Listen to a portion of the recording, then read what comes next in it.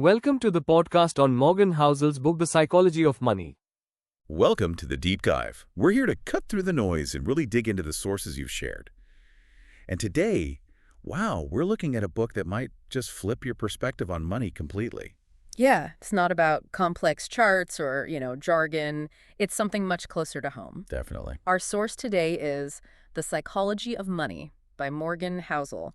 And honestly, it's brilliant. It's not your typical finance guide telling you what to do. No, not at all. It dives deep into why we do the things we do with our money. Exactly. Housel explores how our behavior, our feelings, our own unique life stories, how they matter more than any fancy spreadsheet. It's a really refreshing take. It really is. And what's so fascinating and maybe a bit overlooked sometimes is that finance gets taught like it's physics, right? All hard data and formulas, rational. But Housel, he says, no, it's much more of a soft skill. It's really about understanding people, ourselves mostly, not just crunching numbers. So this deep dive is really for anyone who wants to get those key insights quickly, have those aha moments. Yeah, and without feeling totally swamped by finance info, we're going to pull out some surprising facts and real practical takeaways you can use right away. The goal is to shift your thinking from just knowing stuff about money to really understanding the psychology behind it all. Precisely. Understanding those currents. Okay, so let's unpack Housel's main idea first, because it really sets the tone.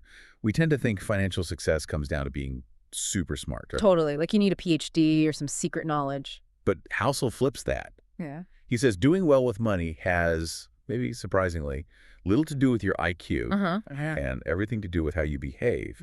It's not about being a genius.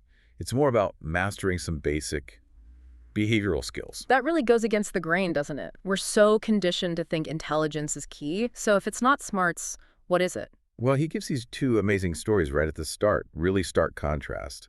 Yeah, they're powerful. First, you've got this tech executive, super successful, genuinely brilliant guy, designed parts for Wi-Fi routers, made a fortune. Right. Clearly intelligent. Undeniably. Yet, Housel describes him as having this insecurity and childish stupidity with money, flashing cash around, apparently throwing $1,000 gold coins into the ocean. Just for fun. Seriously. Just for fun. And predictably, maybe, he ended up broke, totally broke, despite all that brain power. Wow.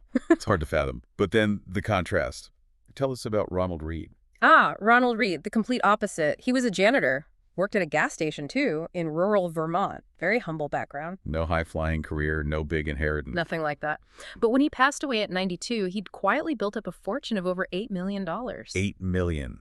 As a janitor, how? No lottery win, no secret stock picks. He just saved what little he could from his modest paychecks. Okay. Invested it simply in good, solid companies, blue-chip stocks, and then he just waited. For how long? Decades. Literally decades. Patience and consistency. So connecting those two, it's crystal clear, isn't it? Reed's success wasn't about being smarter. Not at all. It was purely his behavior. Consistent, patient, disciplined. The tech exec. His brilliance couldn't save him from his own behavioral flaws. Right. And Housel has this great line. No one's crazy. Everyone's money decisions, however odd they seem to us, make sense to them. Because of their own experiences. Exactly. Your personal experiences, maybe they're like 0.0000001% of all world events, but they could shape 80% of how you view money. That's a huge potential blind spot. That really makes you think about your own biases. So the actionable advice here for you listening, it's not about finding the next hot stock. Forget that mostly. Yeah. Focus on building simple, consistent financial habits you can actually maintain. And maybe, just maybe, recognize your views are shaped by your past. Be open to how others see things. They're not crazy, they just lived a different story. Well said. Okay, so once you've got that behavioral piece, that consistency, there's another layer Housel talks about that's just incredibly powerful. Compounding. Yes, compounding. The eighth wonder of the world, supposedly. Right. We hear about it, but do we really get it? Housel argues maybe not fully, because the real magic of compounding, well, it has a catch. It needs time. Lots and lots of time. Years. Decades, even. So it's not just about the rate of return. Not just that. I mean, survival is maybe the most important financial skill. Staying in the game long enough for compounding to actually work, it's about endurance. He has this amazing analogy for it, doesn't he? Using ice ages. Yeah, it's brilliant. He explains that ice ages weren't caused by some single massive snowfall or sudden freeze. It was Yeah. something tiny, a summer that just wasn't quite warm enough to melt all of the previous winter's snow. Just a little bit left over. A tiny unmelted layer, but that made it easier for more snow to stick the next year and the year after. Repeat that over, geological time. And you get massive ice sheets covering continents. Exactly. It wasn't the amount of snow initially. It was the fact that the snow, however little, lasted. It endured. That persistence is key. Wow. That paints a picture. And it relates directly to investing, like with Warren Buffett. Absolutely. We look at Buffett and see this investing genius, and he is. But Housel points out something staggering. What's that? Like 99.9% of Buffett's net worth came after his 50th birthday. No way. After 50. Yep. And something like $81 billion of it came after his mid-60s. His real secret isn't just stock picking. It's time. Yeah. He started young and just kept going. He survived all the market crashes. He endured. Unlike, who's the other guy? Guerin. Rick Guerin. Yeah, just as smart as Buffett and Munger, apparently. But he was impatient. In a hurry, as Housel puts it. Okay. So during that nasty market crash in 73, 74, Guerin was leveraged up, using borrowed money. Uh-oh. Margin calls. Big time. Got the margin calls, couldn't meet them, and was forced to sell his Berkshire stock. At the worst possible time, huge losses. He didn't survive. He didn't survive financially to let compounding work. He got wiped out by volatility because he didn't have that endurance. So the lesson for you listening is pretty stark. Aiming for the absolute highest return might be risky. It can be. Maybe focus more on good, solid returns that you can live with, that you can stick with for the long haul.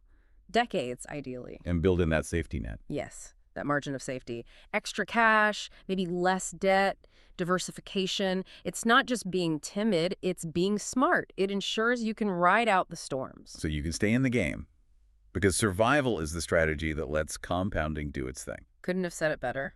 Okay, so we've covered the behavior, the patience, the survival. But what about the why? Why do we even want money?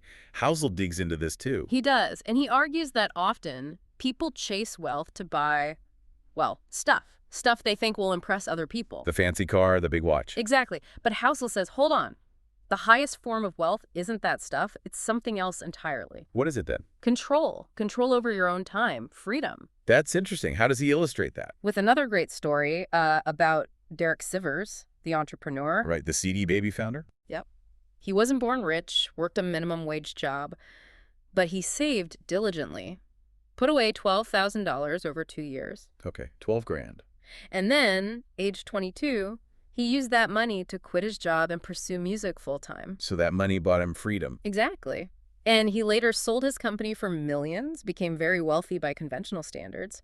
But he often said the real turning point, the thing that made the biggest difference in his life, Wasn't the millions. wasn't the millions. It was that initial $12,000. That's what bought him autonomy, control over his days. He considered that priceless wealth. That really reframes things, doesn't it? Yeah. And it connects to another idea he talks about, the man in the car paradox. Oh, yeah, that's a good one. So you see someone driving a really flashy, expensive car, a Ferrari maybe? Mm-hmm. What do you think? Usually you admire the car, right? You might even think, wow, if I had that car, people would think I'm cool. Yeah, I guess that's true. You focus on the object. Right. You rarely think much about the person driving it. And Housel, who worked as a valet, points out the reality.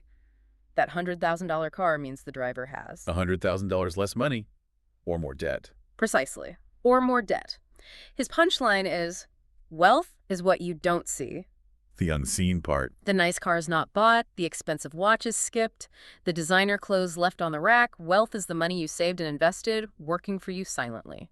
So there's a difference between being rich and being wealthy. A huge difference, Housel argues. Being rich is often about current income. It's visible spending, flashy. Right. Wealth is hidden. It's income not spent. It's assets growing quietly. It buys you options, flexibility, freedom, peace of mind. And most people deep down want wealth. They want the freedom and security wealth provides. Right. But society, advertising, it pushes us towards looking rich. Visible consumption, it's a trap. So for you listening, the actionable point is, think about why you're saving. It's not just hitting a number. No, it's buying back your time, buying freedom. And maybe practice a little humility. Don't feel the need to keep up with the Joneses with spending. Definitely.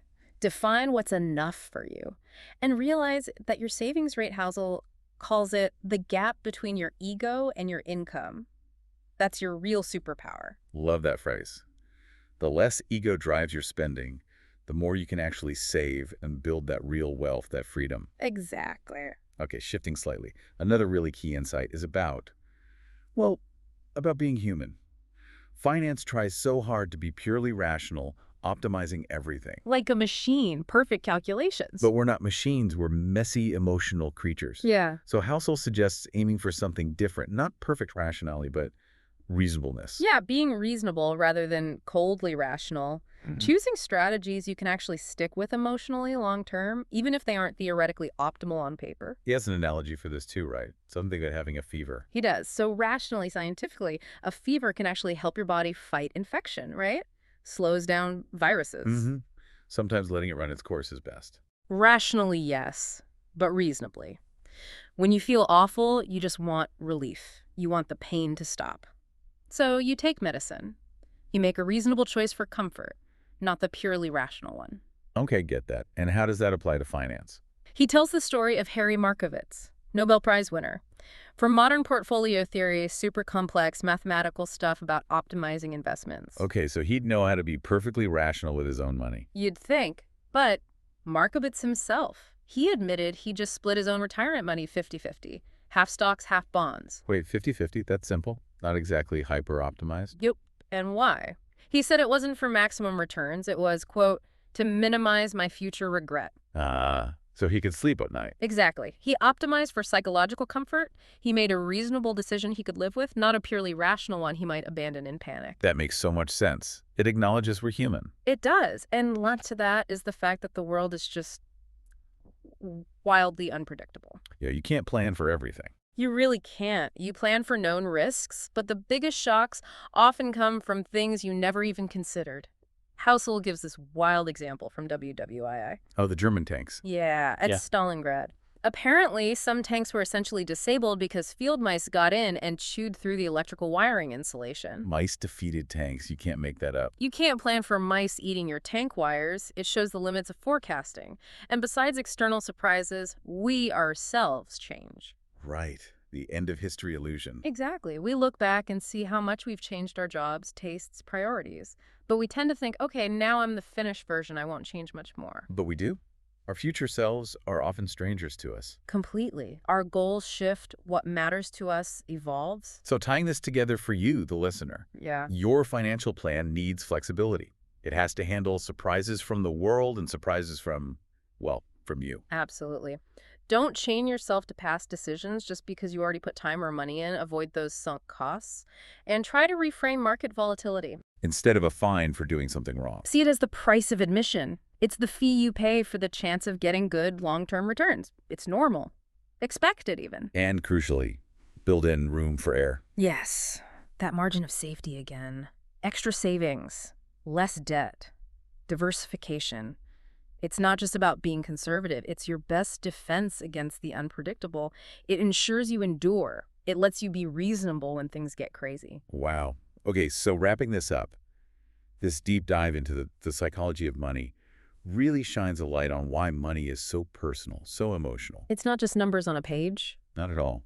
We've seen that consistent behavior is way more important than raw intelligence.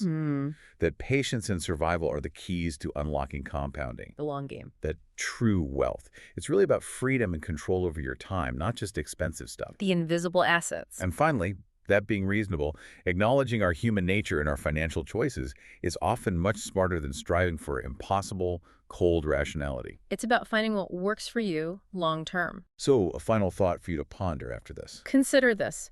What's the unseen return you're getting from your savings right now? Maybe it's not showing up on a statement.